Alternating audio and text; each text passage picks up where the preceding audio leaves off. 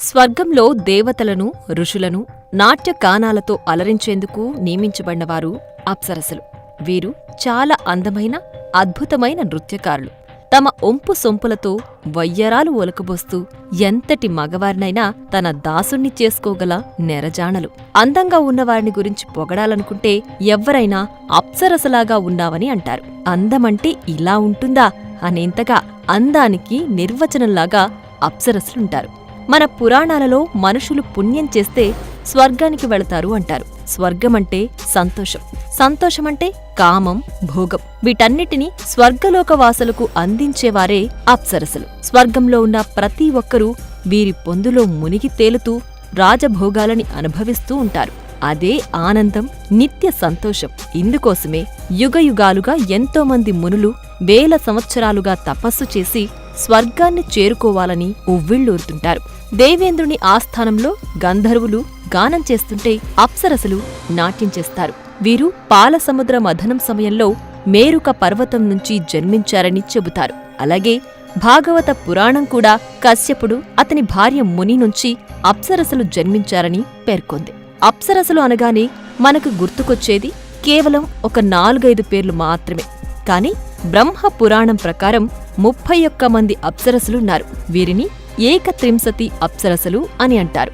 వీరు ఊర్వశి, మేనక, రంభ, తిలోత్తమ, ఘృతచి, మంజుకేసి, సుకేసి, మిశ్రకేసి, సులోచన, సౌదామిని, దేవదత్త, దేవసేన, మనోరమ, సుదతి, సుందరి, విగఘ, వివిధ, బుద్ధ, సుమాల, సంతతి, సునంద, సుముఖి, మగధి, అర్జుని, సరళ, కేరళ, ధృతి, నంద, సుపుష్కల, సుపుస్మల, కలభ.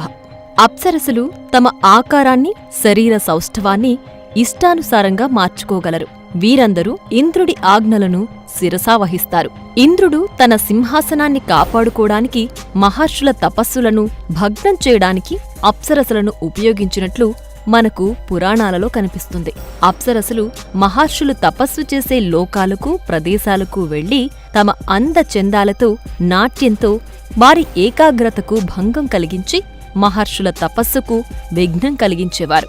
తద్వారా ఎవ్వరూ ఇంద్ర పదవికి పోటీ రాకుండా యుగాలుగా ఇంద్రుడు తమ సింహాసనాన్ని కాపాడుకుంటూ వస్తున్నాడు. కొన్నిసార్లు వీరు మహర్షులతో శపించబడ్డం కూడా మనం పురాణాలలో చూశాం. చాలామంది అప్సరసలు మహర్షులతో శృంగారం జరిపి వారికి పిల్లలను కూడా కన్నారు. అప్సరసలకు ఉన్న గొప్పవరం, వీరు శృంగారంలో పాల్గొని పిల్లలను కన్నా మరలా వీరి కన్యత్వం మామూలు స్థితికొస్తుంది. వీరి శరీర ఆకృతి కూడా మారదు. అందువల్ల యుగయుగాలుగా వీరు ఎంతోమంది మహర్షులతో శృంగారం జరిపినప్పటికీ వీరు కన్యలుగా అమరత్వంతో ఉంటారు. వీరు విశ్వంలో ఉన్న 14 లోకాలకు వెళ్లగల శక్తిని కలిగి ఉంటారు. దేవకన్యలకు ఉన్న శక్తులు అప్సరసలకు కూడా ఉంటాయి. చాలామంది అప్సరసలు తమ శాప విమోచన సమయంలో వరాలు కూడా ఇస్తుంటారు. ఇప్పుడు కొంతమంది ప్రధానమైన అప్సరసల గురించి తెలుసుకుందాం. ఊర్వశి. ఈమెను అప్సరసలలో ప్రధానమైన, అత్యంత అందమైన అప్సరసగా చెప్తారు. ఒకసారి పూజ్య ఋషులు నరనారాయణులు హిమాలయాలలో ఉన్న బద్రీనాథ్ ఆలయ పవిత్ర మందిరంలో ధ్యానం చేస్తుంటారు. దేవతలకు రాజు అయిన ఇంద్రుడు నరనారాయణుల తపస్సు భగ్నం చేయడానికి 2 అప్సరసలను పంపినప్పుడు నారాయణుడు తన ఉరువులు అనగా తొడల నుంచి వారికన్నా అందమైన ఊర్వశిని సృష్టించి ఇంద్రుడికి కానుకగా పంపిస్తాడు. తర్వాత ఆమె విభండక ఋషితో రామాయణం శకానికి చెందిన గొప్ప సాధువు అయిన ఋషి శృంగకు జన్మనిస్తుంది. ఆమె చంద్రవంశీ రాజవంశం స్థాపకుడైన పురవరాస్ భార్య కూడా. ఒకసారి రంభ, ఊర్వశి మధ్య ఉత్తమ నృత్య పోటీకి న్యాయ నిర్ణేతగా వ్యవహరించిన విక్రమాదిత్య చక్రవర్తి ఊర్వశిని విజేతగా పేర్కొంటాడు. మేనక. ఈమె కూడా అప్సరసలలో చాలా అందంగా ఉండేది. హిందూ పురాణాలలో దేవతలు మరియు అసురులు పాల సముద్రాన్ని చిలికే సమయంలో మేనక జన్మించింది. ఒకప్పుడు విశ్వామిత్రుడు బ్రహ్మర్షి అనే బిరుదు కోసం ఘోర తపస్సు చేస్తాడు. దేవుళ్లను భయపెడతాడు. మరొక స్వర్గాన్ని సృష్టించడానికి కూడా ప్రయత్నిస్తాడు. విశ్వామిత్రుడి శక్తికి భయపడ్డ ఇంద్రుడు రంభ, తిలోత్తమ అనే 2 అప్సరసలను పంపిస్తాడు. వారు విశ్వామిత్రుణ్ణి ఆకట్టుకోవడంలో విఫలమవుతారు. అతని శాపానికి గురవుతారు. అప్పుడు ఇంద్రుడు మేనకను పంపుతాడు. మేనకను మోహించిన విశ్వామిత్రుడు ఆమెతో శృంగారం జరిపి కుమార్తెను కంటాడు. ఆమె పేరు శకుంతల.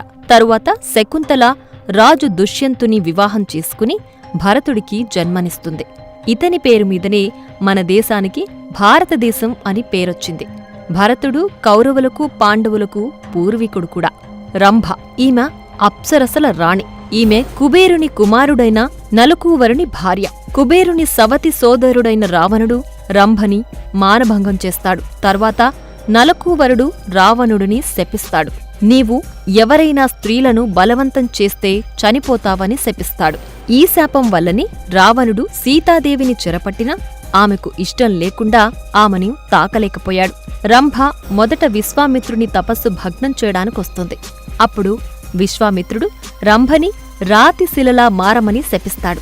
ఒక బ్రాహ్మణుడు రంభను శాపం నుంచి విడిపించే వరకు ఆమె రాతిగానే ఉంటుంది. తిలోత్తమ. తిలోత్తమ అంటే అత్యుత్తమమైన అతి చిన్న కణాన్ని కలిగి ఉన్న వ్యక్తి లేదా అత్యుత్తమమైన మరియు అతియున్నత లక్షణాలతో కూడి ఉన్న వ్యక్తి అని అర్థం. మహాభారతంలో బ్రహ్మ అభ్యర్థన మేరకు ప్రతి దానిలో ఉత్తమమైన నాణ్యతను పదార్థాలుగా తీసుకుని దివ్యవాస్తు శిల్పి విశ్వకర్మ తిలోత్తమను సృష్టించినట్లు వర్ణించబడింది. రాక్షసులైన సుంద మరియు ఉపసుందలు ఒకరినొకరు నాశనం చేసుకోవడానికి తిలోత్తమనే కారణం. శివుడు, ఇంద్రుడు వంటి దేవతలు కూడా తిలోత్తమ పట్ల ఆకర్షితులయ్యారని చెప్పబడింది పురాణం. అసుర యువరాణిగా జన్మించమని విశ్వామిత్రుడు ఆమెను శపిస్తాడు.